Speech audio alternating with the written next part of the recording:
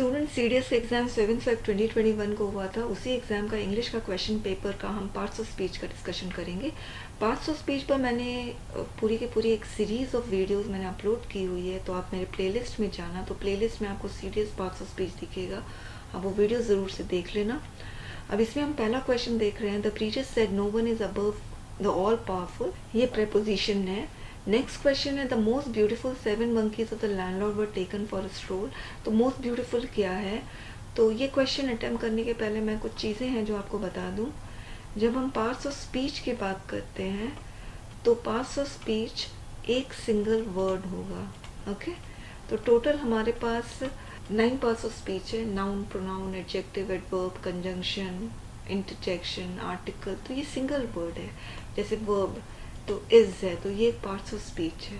Adjective में good है, तो ये पार्ट्स ऑफ स्पीच है। Parts of speech single word. इससे जो बड़ा होता है स्टूडेंट्स, वो होता है फ्रेज। फ्रेज कभी भी एक वर्ड का नहीं होगा, फ्रेज मोर देन 1 वर्ड होगा, ये हमेशा याद रखना, ओके। तो जैसे द मोस्ट ब्यूटीफुल में मोस्ट ब्यूटीफुल अंडरलाइन है, तो ये फ्रेज हो सकता है। जैसे सिंस है, सिंगल वर्ड है, तो ये पार्ट्स ऑफ स्पीच होगा, ये फ्रेज नहीं होगा। जैसे ही has eaten a chocolate cake, तो चॉकलेट केक 2 वर्ड्स है, तो ये फ्रेज हो सकते हैं, ये पार्ट्स ऑफ स्पीच नहीं होंगे, फाइन।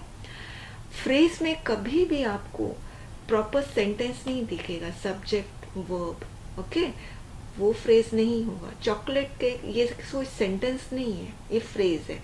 जैसे टॉम एंड हैरी, ये फ्रेज हो गया। तो सेंटेंस का छोटा हिस्सा फ्रेज कहलाएगा, जो जिसमें वर्ब ना हो, ओके। अब जैसे सिर्फ मैं हैज बीन डिफीटेड ले लूंगी तो ये फ्रेज होगा, मगर मैं ही ले लूंगी ना तो फिर ये फ्रेज नहीं हो सकता है, ओके। जैसे अगर हम लिख देते हैं टू द वायरस, तो फिर ये फ्रेज होगा, क्योंकि इसमें कोई भी वर्ब नहीं है, सब्जेक्ट नहीं है, फाइन। फ्रेज से बड़ा होता है क्लॉज। क्लॉज वो पार्ट होता है सेंटेंस का जिसमें सब्जेक्ट भी होता है और वर्ब भी होता है। जैसे ये वाला आप सेंटेंस देखिए, he has been living in the jungle for long and he knows all the animals here, fine. तो इसमें एंड क्या है, ये एक कंजंक्शन है। ये कंजंक्शन 2 सेंटेंसेस को जोड़ रहा है, ही हैज बीन लिविंग और ही नोज। तो ही हैज बीन लिविंग ये क्लॉज हो गया, क्योंकि क्लॉज में आपका सब्जेक्ट और वर्ब होना बहुत ज़रूरी है, ओके। तो क्लॉज एक तरीके से सेंटेंस ही होता है जिसमें सब्जेक्ट और वर्ब होता है, मगर ये पार्ट ऑफ द सेंटेंस होता है, ओके। तो he has been living in the jungle for long and he knows all the animals, ये पूरा का पूरा सेंटेंस हुआ, फाइन। तो he has been living in the jungle for long, ये clause, he knows all the animals here, ये clause, मगर ये पूरा का पूरा एक सेंटेंस हुआ। तो पार्ट्स ऑफ स्पीच एक वर्ड होता है, फ्रेज मोर देन 1 वर्ड होगा, क्लॉज पूरा का पूरा सेंटेंस होगा जिसमें सब्जेक्ट और वर्ब होगा, और फोर्थ फिर आता है आपका सेंटेंस, जो जैसे अल्लाह ही हैज बीन डिफीटेड, पूरा का पूरा सेंटेंस है। This time we woke up to the virus related disease, ये भी एक सेंटेंस है, राइट। तो अब ये वाला जो क्वेश्चन है, the most beautiful 7 monkeys of the landlord were taken for the stroll, तो मोस्ट ब्यूटिफुल ये फ्रेज है, ये कोई पार्ट्स ऑफ स्पीच नहीं है, और ये कोई ऑब्जेक्ट भी नहीं है, ओके। तो मगर ये फ्रेज में भी ये नाउन फ्रेज नहीं है। रीजन ये है, ये 7 monkeys को डिस्क्राइब कर रहा है, तो 7 monkeys नाउन फ्रेज हो सकता है, मगर मोस्ट ब्यूटीफुल नाउन फ्रेज नहीं हो सकता है। तो प्रॉब्लम क्या है इस क्वेश्चन में, कि ये ऑब्जेक्ट नहीं है, ये फ्रेज है, मगर उसमें भी ये नाउन फ्रेज नहीं है, और ये पार्ट्स ऑफ स्पीच भी नहीं है, क्योंकि पार्ट्स ऑफ स्पीच एक सिंगल वर्ड होता है। तो मगर ये एडजेक्टिव है, ओके।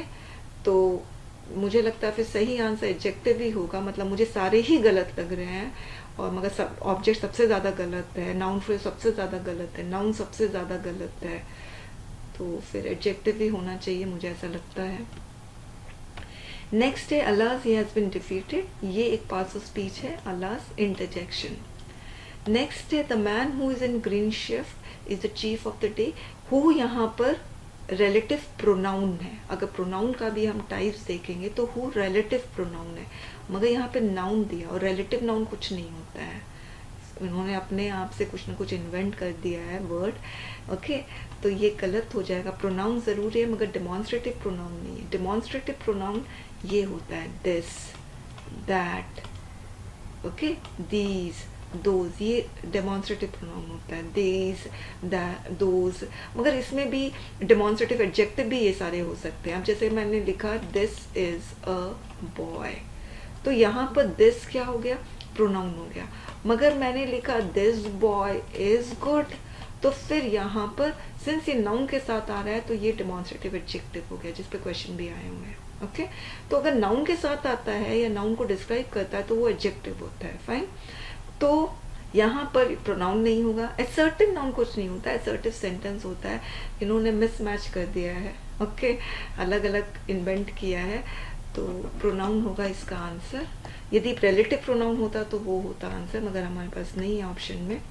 नेक्स्ट है he has been living in the jungle for long and he knows all the animals here, तो यहाँ पर इसका आंसर जो होगा वो बी होगा, कोऑर्डिनेटिंग कंजंक्शन। मैंने CAPF के ग्रामर के वीडियोस में बताया है कि कोऑर्डिनेटिंग कंजंक्शन ये होते हैं फैन, बॉयज। ओके, ये कोऑर्डिनेटिंग कंजंक्शन दो सेंटेंसेस को अगर ज्वाइन करेंगे तो वो बन जाता है कंपाउंड सेंटेंस। F फॉर जिसका मतलब बिकॉज होता है, एंड, नॉर, बट, O का मतलब और, Y का मतलब येट, और ये सो होता है। ओके, तो ये कोऑर्डिनेटिंग कंजंक्शन होगा आंसर इसका।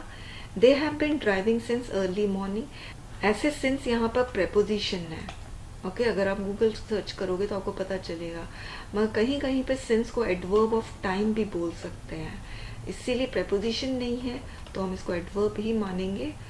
अब ये है this time we woke up, अब ये दिस टाइम, तो टाइम नाउन है, नाउन के पहले जो भी आ जाता है वो एडजेक्टिव होता है। अब एडजेक्टिव में भी कौन सा है, ये डेमॉन्स्ट्रेटिव एडजेक्टिव है, मगर एडजेक्टिव मिस कर दिया इन्होंने। तो अपने आप से कुछ ना कुछ ये लोग है ना कॉन्कॉक्शन तैयार कर रहे हैं। जैसे असर्टिव नाउन एक तरह का कॉन्कॉक्शन है, मिलावट कर रहे हैं। असर्टिव सेंटेंस से असर्टिव ले लिए और नाउन से इसको मैच कर दिए और ये मिसमैच हो गया है। ओके, तो UPSC अभी it is playing games with you. Love your neighbour as thyself, तो इसका मतलब होता है योर सेल्फ, तो जो प्रोनाउन होता है। Okay, Ravi won the match with a huge mark. Won यहाँ पर ट्रांजिटिव वर्ब है। ट्रांजिटिव वर्ब ऐसा होता है जिसको ऑब्जेक्ट की ज़रूरत होती है। जैसे ही वन, तो हम पूछेंगे ना व्हाट डिड ही वन, तो ही वन द मैच। अब सपोज मैंने लिखा ही स्लेप्ट, तो ही स्लेप्ट कंप्लीट सेंटेंस, इसको ऑब्जेक्ट की जरूरत नहीं है, तो स्लेप्ट क्या है, इंट्रांजिटिव वर्ब है। ही smiled, he laughed, he fainted, he died, तो ये सारा इंट्रांजिटिव वर्ब है जिसको ऑब्जेक्ट की जरूरत नहीं है। मगर मैं बोलूंगी ही किल्ड, तो लगेगा किल, whom did he kill, what did he kill, तो फिर ऑब्जेक्ट की जरूरत है, तो किल आपका ट्रांजिटिव वर्ब होगा। तो वन ट्रांजिटिव वर्ब है। There was an exaltation in the group, तो एक्सल्टेशन जो है वो नाउन है। अब इन्होंने एडजेक्टिवल नाउन लिख दिया है, वो अलग चीज है। अब एडजेक्टिवल नाउन ऐसा होता है, ऐसा एडजेक्टिव जो नाउन की तरह फंक्शन करता हो। ठीक है, इसके बारे में मैंने कभी अपने पार्ट्स ऑफ स्पीच में बताया नहीं है, मगर फिलहाल एडजेक्टिवल, ये एक्सल्टेशन ये प्रॉपर नाउन है। ओके, ये एडजेक्टिव की तरह कुछ भी ऐसा फंक्शन नहीं कर रहा है। आप इसको, इसका आंसर सही डी होगा। Thank you so much.